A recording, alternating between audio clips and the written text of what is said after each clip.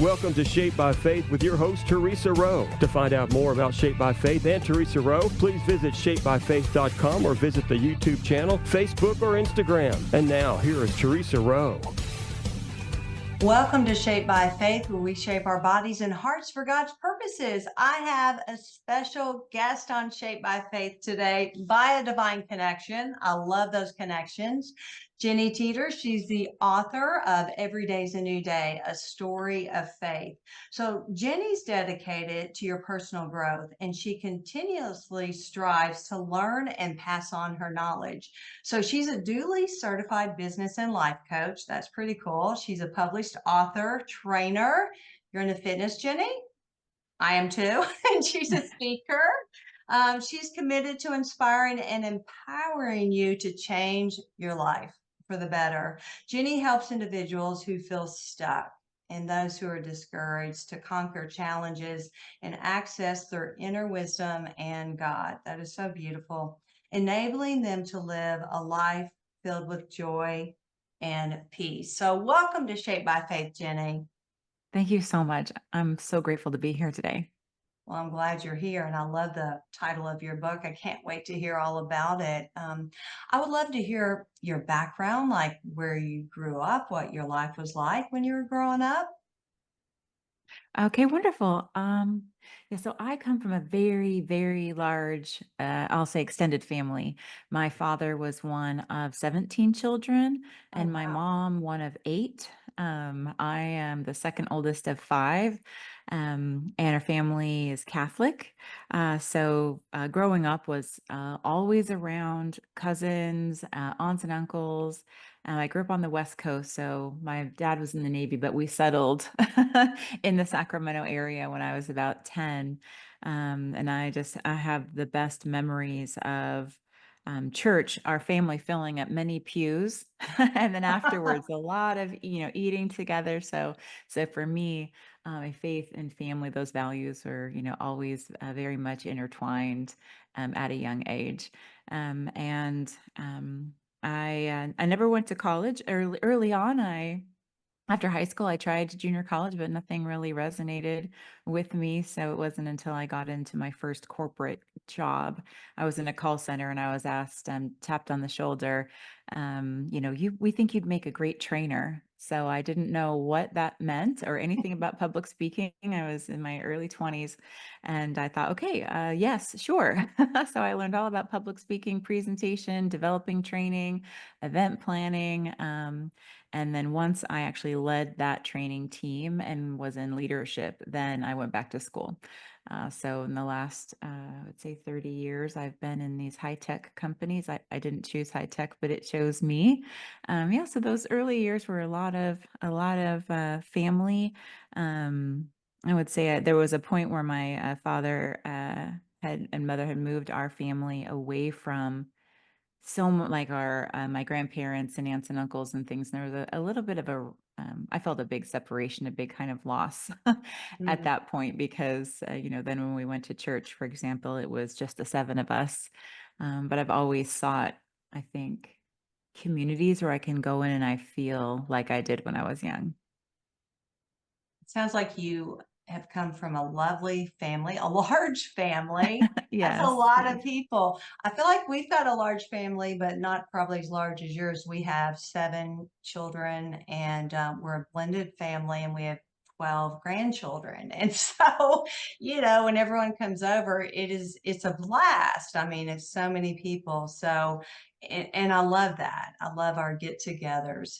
You know, in some people's life, including my own, there's a period of time sometimes when we drift away from our faith. So I was going to ask you about that. Did you at all drift away from your faith in your life? Yes, I absolutely did drift away. Um, I think at the time I was able to drive, I got my driver's license at 18 and I still lived at home. And at that point, my dad had told me, okay, now it's your job to drive the family to church. So it was almost like permission that, that church or mass didn't, it wasn't really a priority. I think he was kind of taking a break of every Sunday taking us. And growing up, although I had catechism and other classes and even a little bit of Catholic school, it Mhm. was never in my formation to have a personal relationship with Jesus.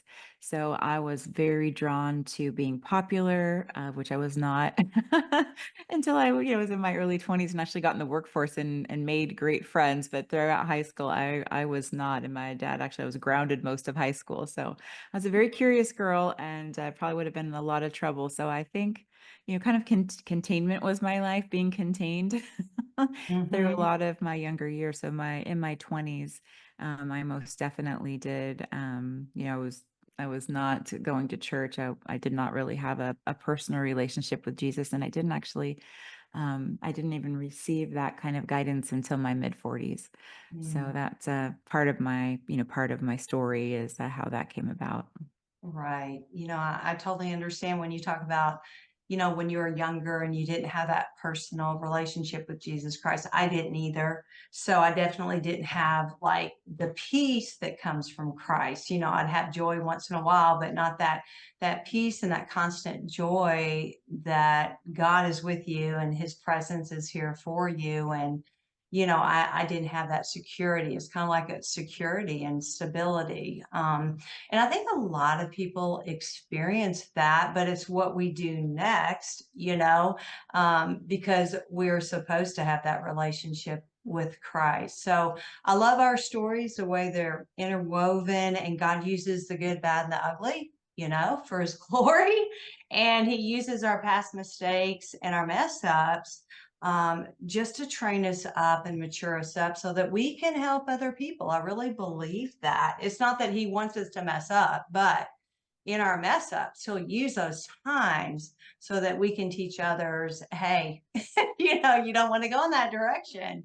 Um, let's talk about, okay, so when you drifted away from your faith, and your book is your story. It's your personal story to share and to tell. It's no one else's but yours, but you put it out there, and it involves drinking, and for each person that may be something different. But let's talk about, before you wrote your book, let's get into your life then. So when did you start drinking, and do you even know why? Was there a reason at the time? Yes, my parents did not drink, so there were a few occasions during my high school lockdown where I was, exposed to alcohol, but it was infrequent. So it was when I turned 21. I went and I bought wine coolers. I had a boyfriend at the time. I drank a few, and that was really no big deal to me. Mhm. But when I was in the workplace, then I met, I became friends with women and we would go dancing, we would go clubbing. So that's when I would drink. I didn't get married until I was 25 and I lived at home until then. So alcohol was still not in the house. And so my relationship with alcohol was when I was out, at occasions or out at bars. I danced a lot. I went to a lot of, I just really enjoyed the nightlife. And I didn't really understand at the time, why never wanted to stop. Like I would stop when things closed down or I ran out of money, whatever came first. And then there were multiple occasions where, it was maybe somebody's house party or a sleepover with girlfriends or something. And then I just drank until I passed out. So I didn't realize early on these were what signs these were Mhm. of Mhm. alcoholism in my life to come. But when I got married, then, I had alcohol in the house and I started to drink alcohol every day at that point. And at that time it was in the evening, but it's a progressive disease. So it went from, and after work or at occasions or at dinner to then on the weekends because we had a pool and we'd have pool parties. And then, fast forward after having children and having my very first job where I worked remotely from home, then I started to drink in the daytime, during before a stressful meeting, and that just continued to progress and until towards the end, I was drinking and hiding about a bottle of vodka a day, Oh, wow. is what it had gotten to. So it went from what I wouldn't quote unquote normal people do Yeah, social to a drinking, yes. progressive year by Mhm. year, day by day. Yes, and it's a disease that is out to kill you. So it's That's right. definitely doing its best. Well, we're going to take a really quick break and we're going to pick it back up when we come back. So everyone stay tuned for more Shape by Faith. Welcome back to Shape by Faith. We shape our bodies and hearts for God's purposes. Author Jenny Teeters is with me today. She has written an amazing book. Every day is a new day, a story of faith. And so Jenny is sharing her story. And Jenny, you were just talking about, you were socially drinking and then you started to drink more and then you began to drink. You were talking about a bottle of vodka where you kind of hid it from your family, your husband, I would think. So how did that go? I mean, your husband didn't know that was happening? Yes, no, my husband did not know about that. But over the years, he knew it was a problem. So if there was any problem in our marriage, it it Yeah. had to do with alcohol, and things began to get worse. So, I am what you would call a high functioning alcoholic. So, at one point, I was working a full-time job. I was a fitness instructor, so I taught at multiple gyms. I taught Zumba and I taught strength training classes while I was getting an executive MBA. But when, I could meet my objectives, but I had terrible insomnia, and I was doing those things. I graduated, but I was working until I lost my job. I was able to teach until I was drinking before I taught a class and tore my calf muscle during a class. I was able to, just I was able to function on boards and on committees until I started to miss commitments. So it was progressive. So I had long before that, I had tried to stop. So one thing that my body was doing was I was gaining weight. And so Oh, yeah. I could not I tried to work out more. I tried to do Weight Watcher points. I went to a fitness camp. So I tried to do all of these things to kind of outsmart the calories I was consuming from drinking. And when I tried to stop, or tried to reduce, that's when I realized what a problem I had because I wasn't able to. So it wasn't just that I had noticed like all of a sudden I'd lost my job out of nowhere. Yeah, I right. was concealing, I was isolating, I went on to a website that's very well known for people who want to remain anonymous. And there's questions on there, do you hide and conceal alcohol? Are you ever afraid that you won't have enough? So I take this assessment and I get 100% on it. And Mhm. I was so miserable, and I went to a couple of therapists, and I wasn't honest about my drinking. I wasn't honest about the problem. I wanted like a good grade from them. So I was so concerned with how I was presenting myself that I didn't know anyone in recovery. I didn't know any person who, who was dealing with what I was dealing with. And so I would spend time by myself. And it was I was in this prison I didn't know Yeah. how to get out of. But this beautiful thing was happening in my life at the very same time. So, from our very large family, two of my aunts are nuns, and they have these camps, these girls' camps. And my older sister and cousins, when I was very little, were old enough to go, and I wasn't old enough yet. But I still had in my heart this girls' camp, and in my 40s, I was able to talk to a few of my aunts, and I said, "Do you still have girls' camp?" And they said, "We do." And I have two daughters, or my husband and I have two daughters. And I thought, okay, I can take them to girls' camp, but I get to go to girls' camp. And so on this beautiful mountain in Southern California, Big Bear, I was talking to a priest and was sharing with him some of my struggles. And he asked me to work on my personal relationship with Jesus. And I did not know what that even meant, but that began me thinking about that and praying about that. And then I took the girls back to girls camp again. So there was just this God working in my life to draw me closer to him. Mhm. And my dad got cancer. And so when he got sick, that's when I really started to go back to church. So I'm going through all of this turmoil in my personal life and alcoholism, but I'm sitting in church a lot. And then when I lost my job, I was participating on different, committees, and the founder of Catholic in Recovery came to our church and they asked me to lead the recovery group. Oh, So wow. I started to meet people for the first time in recovery. And that is exactly how I got exposed to the fact that there was hope. There were other people who were dealing with what I had dealt with, and were able to turn that around. And I got exposed to how that can happen. So God just put in my life, he put me right in the pew and in the position to be exposed to the people I needed that could draw me close to what I needed to do to surrender. And that is so God, isn't it? He is such a good, good father. I mean, he helps us when we need help. He gives us a hand up and he's like, daughter, I love you. You are precious. And here you go.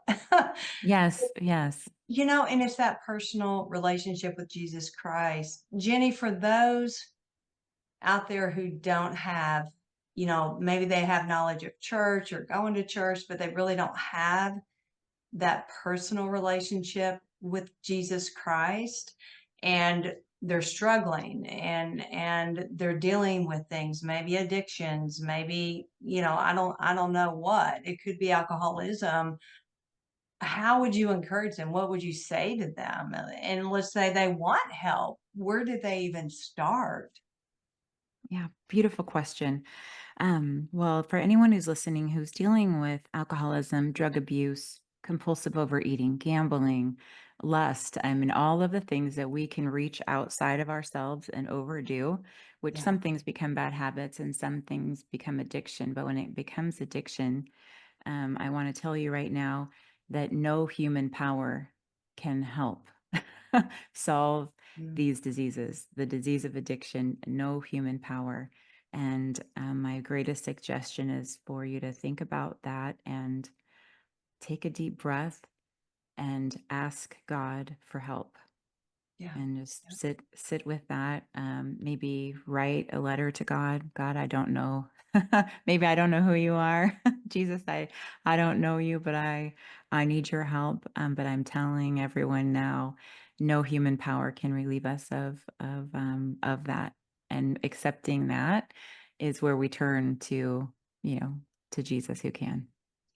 For those, Jenny, that know someone in that addiction, whatever addiction it is, and we're seeing this from the outside, but we're looking in, we're seeing this person self-destruct and it's affecting the family.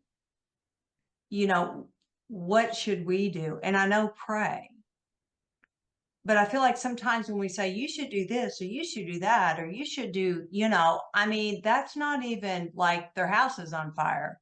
Their house is on fire. They need help like ASAP. What can we do to help someone get help, I guess? Yeah. Making suggestions of of support, suggestions of maybe going to a resource together, looking for resources together. There is no lack of Mhm. resources once someone's willing to begin looking, and that could be a 12-step meeting. Wow. It could be a faith-based group. But I think another truth that I didn't recognize at the time, because I was struggling with, if I really loved my, children or husband, or had such a work ethic, why would I keep doing this? And what I learned when I was in an outpatient rehab for a year was the disease can progress to the point that in our own brains, that addiction, it takes the precedence over eating. It takes the precedence over like some of our basic life things. Mhm. And and it's very difficult in that state for a change to come for somebody else. So I've been in many, many recovery groups over the years where somebody comes to a group because their wife wants them to, or because somebody else would like them to, and they're doing a lot of placating. Mm. But I think gentle suggestions and making it known, like I realize, Yeah. but for somebody who's an addict or an alcoholic or dealing with these, sometimes it's the things we lose And that might be a detachment from somebody, from their, somebody that we love or care about. My husband had definitely begun to detach from me. I felt that loss in our home because I was not willing to be honest with Mhm. what was happening.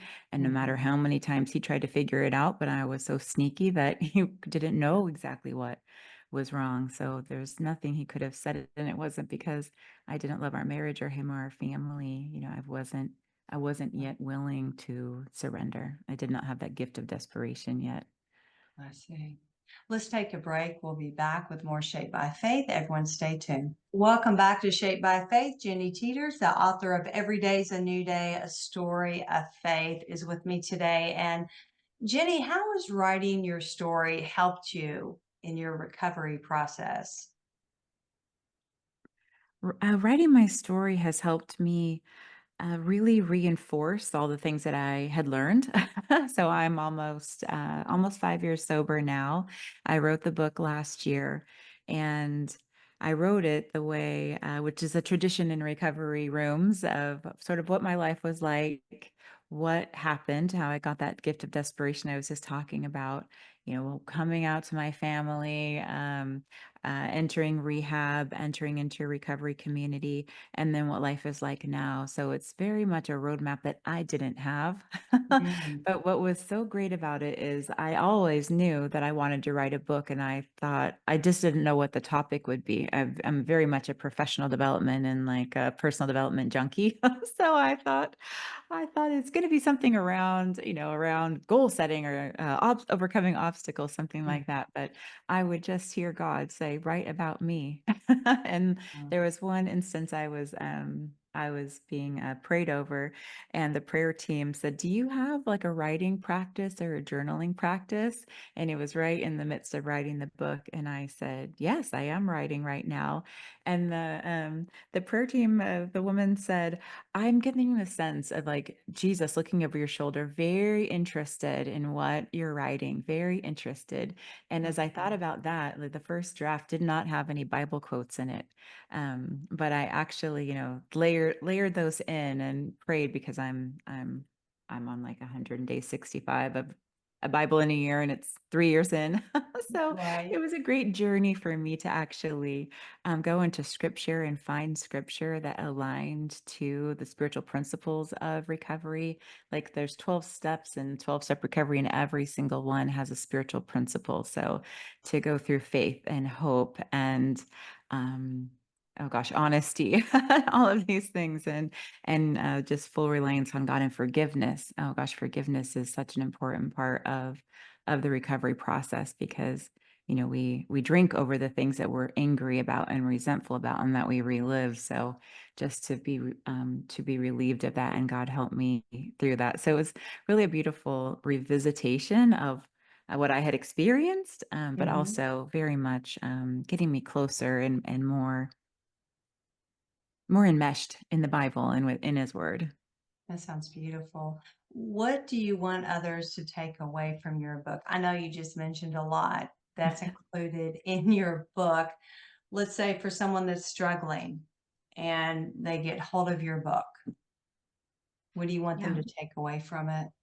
Yeah, what I want them to take away from it, there's a lot of journaling prompts, so to go through those, Oh, because read it and think of our own lives, because the 12 steps are for everyone, in my opinion. So read the book, but also think about our biggest struggle. What is the biggest struggle, and then how can you consider surrendering and being honest about that? And is there someone to forgive?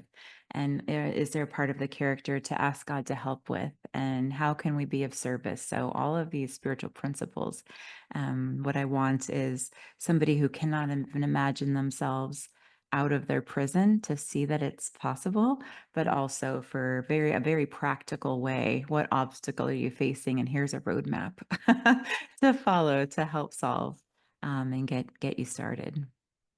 how hard was it for you to be honest with your family? I mean, you're past that, and you've written your book. And was that hard for you? Was that challenging for you?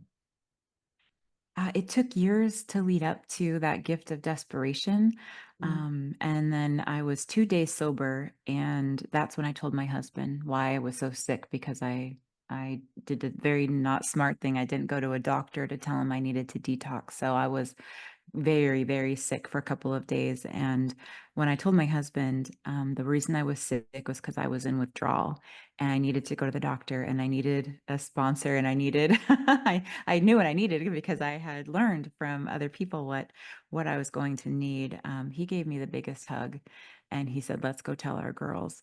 Mm. And that moment of honesty, I'm never going back. I'm never going back to Right.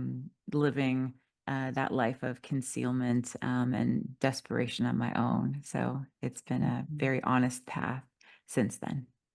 And what a blessing. I mean, for your, some families that may not happen but what a blessing. God placed you with just the right man, you know, and he knew your story. Was the writing process challenging for you and like getting published? Was that challenging? It wasn't challenging. The doors sort of opened. So I asked a coach to help me with the writing process because I always take on many projects at once. Mhm. And I'd had an outline and one chapter for way too long. So I had essentially asked for someone to help me stay accountable to my own schedule. So every 2 weeks we would meet and I would be accountable to the chapters or the section that I had assigned myself. And then she knew somebody who had just started a publishing company, Raven and Grace, and I'm their first author. So it was just very beautiful to go with a company that was just starting out because my success, was their success in terms of the launch, and it's been very exciting. That's nice. Okay, so your book, Every Day is a New Day, A Story of Faith. Jenny, where can we purchase it? Well, I would love to direct everyone to my website, jennyteeters.com. So I have a Okay. page there and it links directly to Amazon and to Barnes and Noble and Books a Million. So all the easy links you can find on my website. All right. Jenny, thank you so much. What an inspiring person you are. You're so encouraging and full of hope. And obviously, the peace of Christ is all over you. I mean, I can see you because we're doing video with the radio, but you can just tell peace of Christ is with you. So thanks for being such an inspiring guest today. Well, Teresa, I'll have to tell you that I used to be a fitness coach and used to be a pace leader with marathons, and that was not when I was very close to God. A lot of that was about physicality.